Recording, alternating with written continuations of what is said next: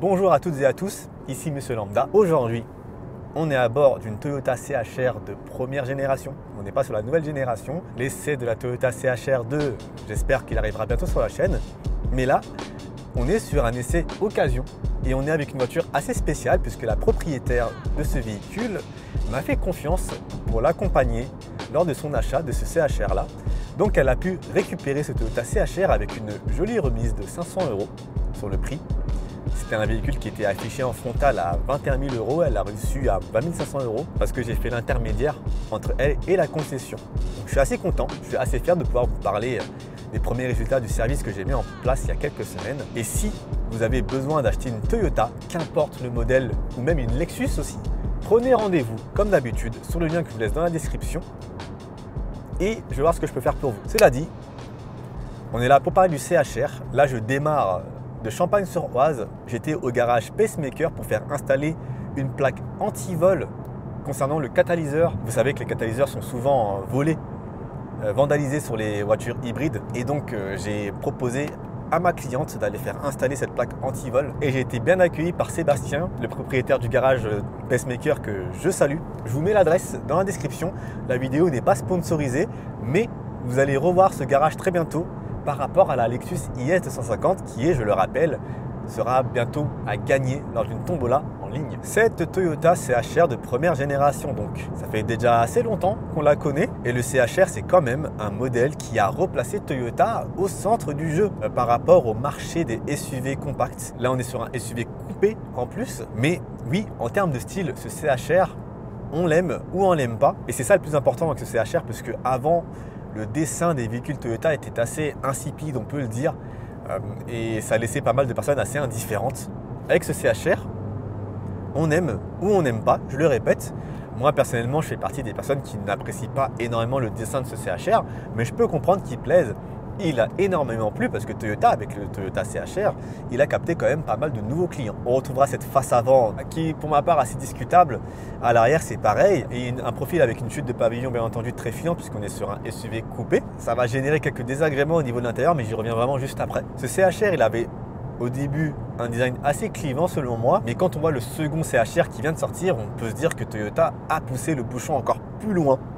On a réellement un ovni sur route. Ce que fait Toyota actuellement avec ses designs me fait penser à ce que faisait Honda dans les années 2000 lorsqu'elle sortait des voitures plutôt typées Goldorak, vraiment futuristes. Ça se retrouve aussi à l'intérieur de la Toyota CHR, mais il m'a pas mal surpris. On a un peu plus de fantaisie, on a cette planche de bord très asymétrique, très portée vers le conducteur. On n'a pas forcément l'habitude de voir des fantaisies pareilles chez Toyota, on peut se le dire. À l'œil, c'est plutôt agréable. Et pareil pour le volant 3 branches qu'on ne revoit pas forcément chez les autres modèles de Toyota, avec ce dessin assez particulier. Il y a vraiment de l'audace dans ce CHR que j'ai mis du temps à tester. C'est certainement la première fois que je conduis un CHR. Là, on est en finition distinctive, donc on a certains inserts avec un petit peu de cuir, avec des inserts, des contreportes sympas. Ça rend plutôt bien. En plus, la voiture est confortable, on est bien installé. J'ai une belle position de conduite, légèrement surélevée, mais qui ne m'a pas dérangé. Par contre, à l'arrière, c'est plus compliqué. L'habitabilité est très limitée et surtout la visibilité. Là, j'ai pas de toit panoramique, donc à l'arrière, on se sent très rapidement très engoncé et les fenêtres font guise de meurtrière. On est donc sur un véhicule qui est extrêmement stylé, on peut le dire, et bravo à Toyota pour ça.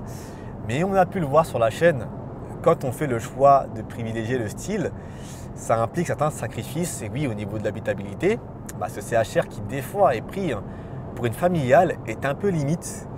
Et par rapport à la taille du véhicule, c'est même dommage, on est quand même à 4,38 m. On pourrait s'attendre à légèrement plus d'habitabilité, mais on est sur un SUV, non sur un monospace. C'est normal. Je ne dis pas que je les pardonne, mais bon, c'est pas pire que certains constructeurs qui vraiment ne font pas d'efforts à ce niveau-là. Au niveau du coffre, on va avoir 380 litres.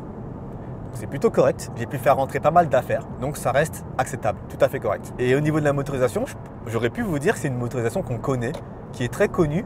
Mais pour ma part, non, parce que c'est la première fois que je conduis la 4e génération d'hybride Toyota dans sa déclinaison 122 chevaux. J'ai pu conduire les 184 chevaux, j'ai conduit la version 140 chevaux sur la Corolla, je vous remets l'essai en description. Mais la version 122 chevaux, qui est un peu la V1 de cette génération, j'y ai jamais touché. Et je dois dire, les amis, que je suis extrêmement surpris parce qu'au niveau de l'agrément, je m'attendais à beaucoup plus de phases de roulage en thermique.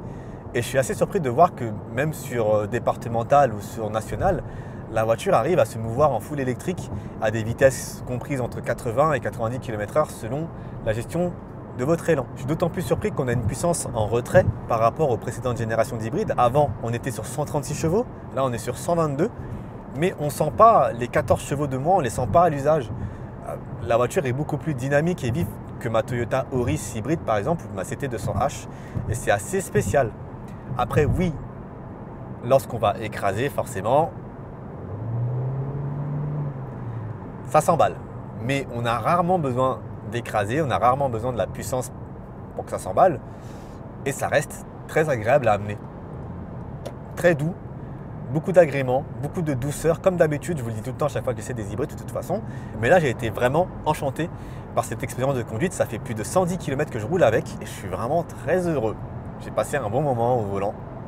La sonorisation peut être un petit peu retravaillée, mais rien de très grave. La direction est légère, informative quand il le faut. Et le freinage, on est sur l'hybride Toyota, donc ça freine bien, ça freine fort, pas de souci.